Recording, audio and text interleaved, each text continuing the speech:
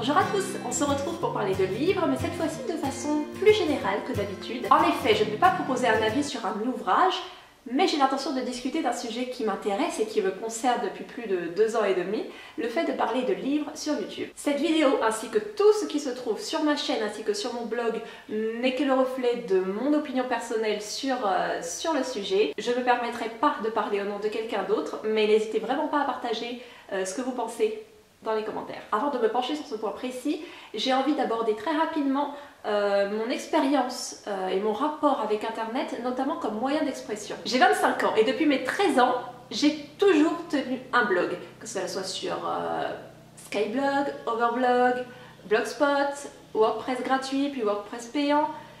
J'ai toujours parlé des sujets qui m'intéressent sur le plan culturel. C'est à partir du moment où j'ai commencé à voyager en réalité que je me suis mise à me filmer et à partager encore plus concrètement, encore plus intimement mes passions. Je me montrais moi ainsi que ce que je voyais autour de moi. Donc ça a commencé autour de 2005-2006 je dirais. Et comme vous pouvez le voir, si vous l'ignorez, je parle également de voyage sur cette chaîne.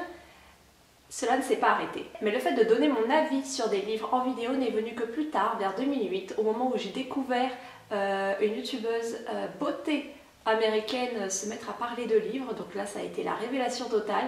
Je me suis mise à chercher sur le YouTube français pour voir s'il y avait des personnes qui faisaient également cela. À cette époque il devait y en avoir peut-être une dizaine. Je pense qu'ils se reconnaîtront, il y en a qui sont toujours là, il y en a qui ne sont plus là. J'ai adoré. J'ai adoré et depuis j'ai eu vraiment envie de faire ça parce que concrètement c'était simplement une forme différente que ce que je faisais à l'écrit depuis toutes ces années.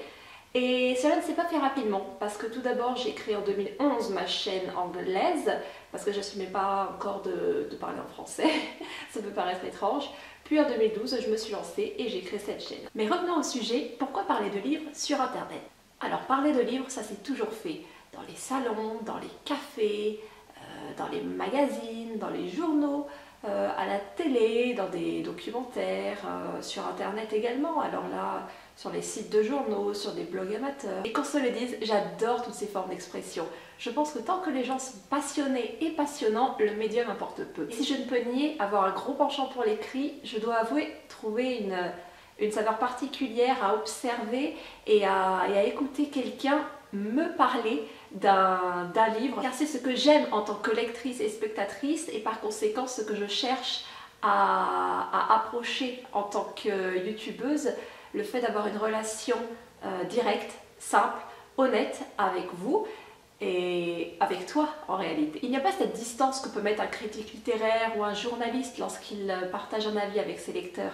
Alors certes, l'écriture est très intime, ça peut toucher au plus profond, mais il y a cependant un certain recul que l'on ne peut nier, là où le professionnel va vraiment chercher à décortiquer une œuvre de manière le plus objective possible, en prenant une certaine hauteur par rapport à l'écrit. Je souhaite proposer un rapport plus subjectif, tout simplement de lecteur à lecteur, rien de plus, sans qu'il y ait une sorte de spectre du travail qui vienne planer au-dessus de nos relations en réalité, ce qui n'empêche pas pour autant voilà, mon avis ou ma proposition d'être travaillée également, bien entendu. Parce que c'est ça qui plaît sur YouTube, et cela quelle que soit la catégorie, humour, beauté, gaming, éducation, ASMR, c'est le fait que ce sont des profanes, des non-professionnels qui partagent une passion, quelque chose qui les anime, et cela inévitablement a un impact beaucoup plus fort sur le spectateur. C'est exactement la même chose que lorsque je parle d'un livre à mes amis, à mes proches.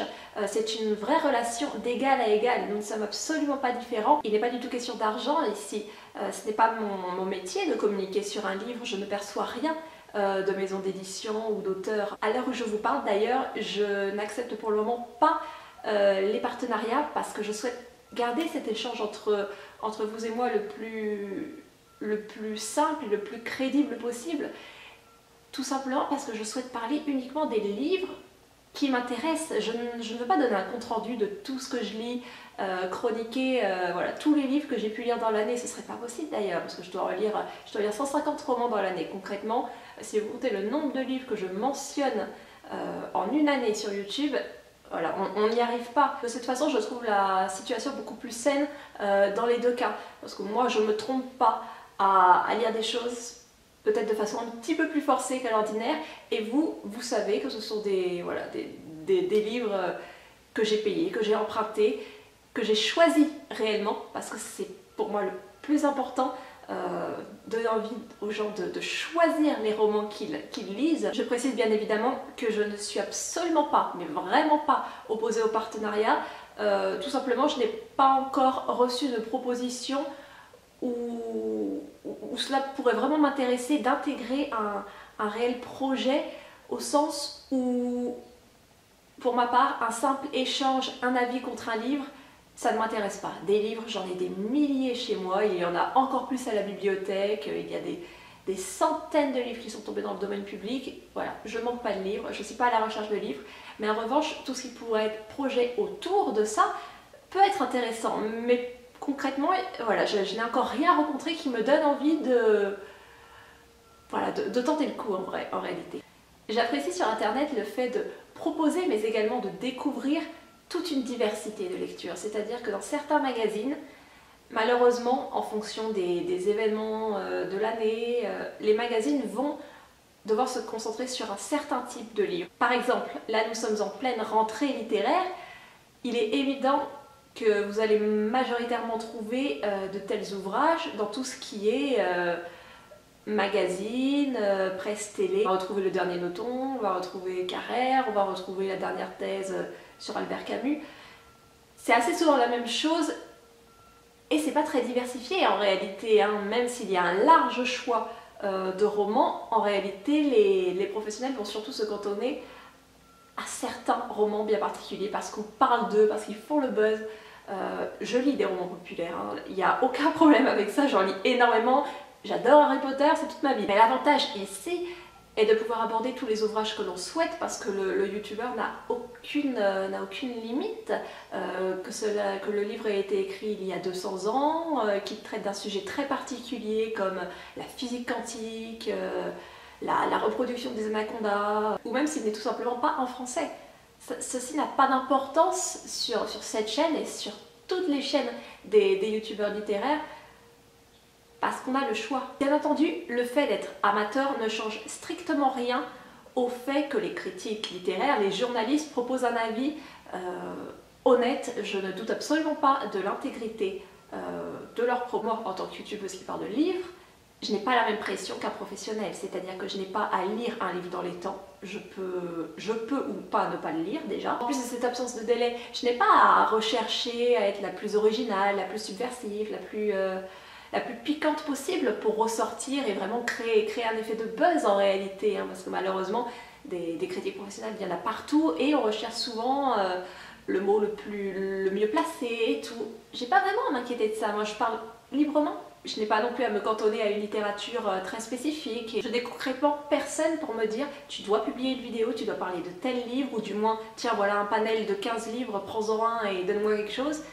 C'est pas le cas, c'est absolument pas le cas. Si j'ai envie de parler uniquement d'Aristote, et ben je vais parler uniquement d'Aristote parce que c'est ce qui va me faire plaisir sur le moment, c'est ce que j'ai lu. Et c'est une liberté folle de pouvoir uniquement parler de ce qui nous fait plaisir. C'est génial. Bien entendu, ces derniers éléments peuvent tout à fait se retrouver sur les blogs écrits, hein, amateurs notamment. Alors qu'est-ce qui est propre à YouTube en réalité? Pourquoi j'ai fait ce choix en fait? Probablement parce que YouTube me permet une approche beaucoup plus spontanée et simple du partage d'avis sur la littérature. J'ai quelques notes, certes, avec moi, mais je ne répète pas ce que je vais dire 50 fois à la manière d'un acteur. Je n'apprends pas par cœur un texte. Je sais que certains youtubeurs dont c'est le métier font ça. Je fais totalement ça en tant qu'amateur. Donc pour moi, je n'ai pas à me mettre cette pression.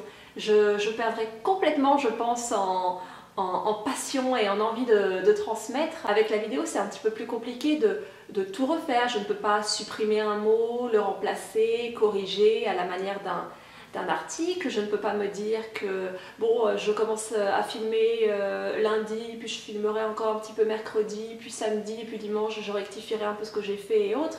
Non, c'est-à-dire que je prends quelques notes sur ce que je veux dire, je me pose, je mets ma caméra, j'allume et c'est parti quoi. Et c'est ce côté qui plaît tant, aussi bien aux youtubeurs qu'aux spectateurs si j'ose dire, ce côté très naturel, le fait que cette impression de discuter réellement avec la personne en face de soi. C'est comme une discussion entre des amis dans un café en réalité. Alors certes, c'est très amateur, il y a des imperfections, des fois c'est un petit peu naïf, mais je pense qu'on a vraiment besoin de ça. Ça dégage un charme fou, on a cette passion, cette simplicité, cette envie tout simplement de transmettre sans rien avoir en retour. Je pense m'arrêter ici parce que je suis venue à bout des muffins m'ayant accompagné tout au long de ces discussions et qui sont à mes pieds. J'espère que ça vous aura plu, alors j'aimerais beaucoup avoir votre avis sur ce sujet, que vous soyez youtubeur, que vous soyez abonné. Que pensez-vous de ça? Que pensez-vous des livres sur YouTube? Pourquoi avez-vous commencé à en faire ou à en regarder? Sur ce, je vous retrouve dans une prochaine vidéo. En attendant, portez-vous bien. Au revoir. Aujourd'hui, je vais aborder le tome 4 de Millennium de David Lagercrantz, qui est la suite de la trilogie, je n'en ai pris que 2 pour raison de poids, de Stieg Larsson, qui est très populaire. Vous l'avez peut-être déjà lu, en tout cas vous en avez sûrement entendu parler.